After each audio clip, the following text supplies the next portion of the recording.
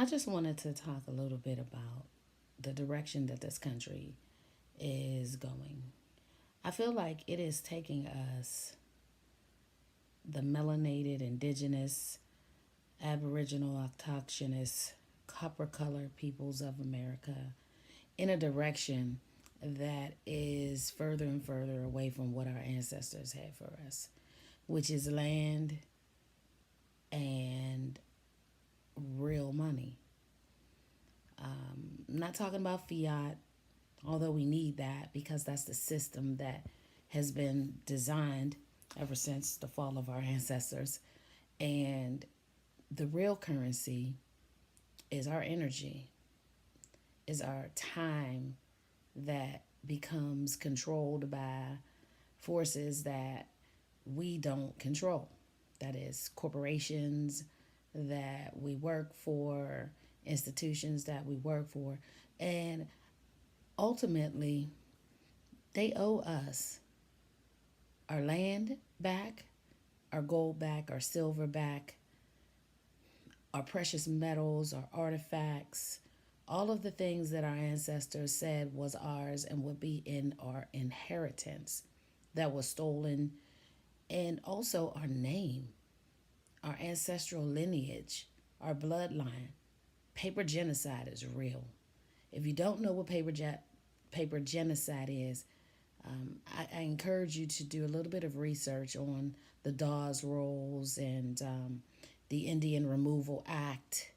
Um, there's several other things. Just start there and start looking, and you'll find a whole rabbit hole of information that we weren't always calling ourselves these names that we call ourselves today. We had tribes, but our ancestors on this continent, in particular, I'm referring to our ancestors here who were the original autochthonous people here. We had tribal names, of course, because we had tribes. So Choctaw, Chickasaw, Cherokee, um, you know, Apache. There were so many, and those main ones, the Iroquois um, Confederacy, which was a collaboration of various peoples from these particular tribes who realized that we had to come together, and we had to come together because we had these people who came in who didn't have the same ideals as us. They didn't have the same religious or spiritual systems as us because we weren't religious. We were spiritual, and we understood that there was one creator.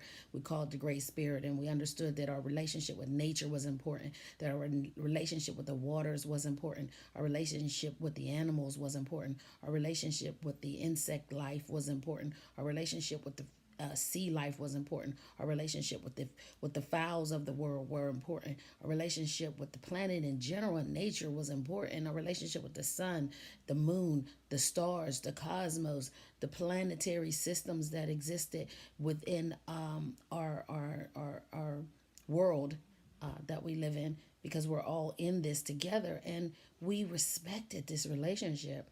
And these people didn't have the same ideals as us, but because we're a loving people and we consider the tribe to be one large family of these individual tribes, that we're one family, we embraced them and we allowed them to come in, and we showed them our land, and we shared our food with them, and we taught them how to survive in our areas, in our land, on our land, and only for them to take this kindness as a weakness and to betray our kindness in so many different ways, and enslave our ancestors, rape them, murder them, and then take everything that they had, that they were sharing anyway in the beginning. I'm saying all of this because I have to respect my grandmothers and the lineage that I do have record of. What I don't have record of, I honor that too. So the blood that I share is the same blood from my brothers and sisters in Africa, all throughout the Americas, all throughout the world, because we come from a particular mitochondrial DNA that links us all as one human family. In that, though, I must also honor that many of my ancestors were here before the period of enslavement, and when our ancestors were placed as prisoners of war. And even during those times, during the enslavement period and during the time that our ancestors were prisoners of war, there were many of our ancestors who were free people. And see, that's the story that does not get told. Not all of us were able to be enslaved. We fought and we killed, and we protected our lands, and until they began to give up and decide to do another way, which was paper genocide. Write us out of our land, steal it, make treaties, not honor them, and thus here we are today. It's a beautiful time though, because this is changing for all of us who are seeking the truth. All of us who are seeking the truth, not facts, because facts can be changed. It is factual that I'm sitting here and I have a scarf on, right? And I am fully dressed, because from what you can see, the appearance of it, I have a nightgown on, and so I'm dressed. But you don't know if this nightgown is 2 inches to my breast, just below my breast, and after that, I'm totally naked. So the fact and the truth could be two different things. And that was a really weird example, but I just wanted to give one that was kind of obvious based on the way that I'm appearing in this video.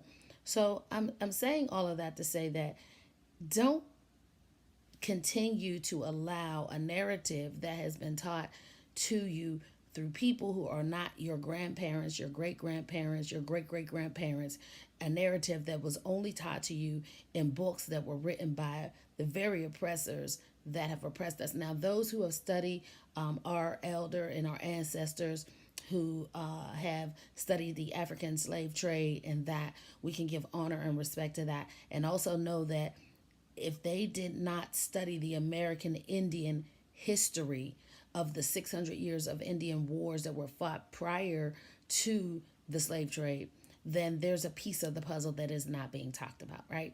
So we have to honor both our grandmothers. If we have an African grandmother, we have to honor her. If we have an indigenous American Indian grandmother who would not have been referred to as an Indian at that time, she would have referred to herself as her tribe, and maybe the people of Turtle Island or Aniji, different terms, although we still have to honor her as well, or we miss a great opportunity to get help and assistance from those particular ancestors who identified themselves based on this particular continent, and they identified themselves based on their tribal affiliations, and they identified themselves based on their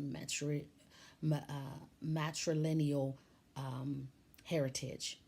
So with that being said, I hope that I sparked something in you to begin to question more about the narratives that you have been told about your great grandmothers and your great great grandmothers and your ancestors, because we are one human family, and we at one point in time, when this was Pangea and one landmass, we were everywhere at the same time.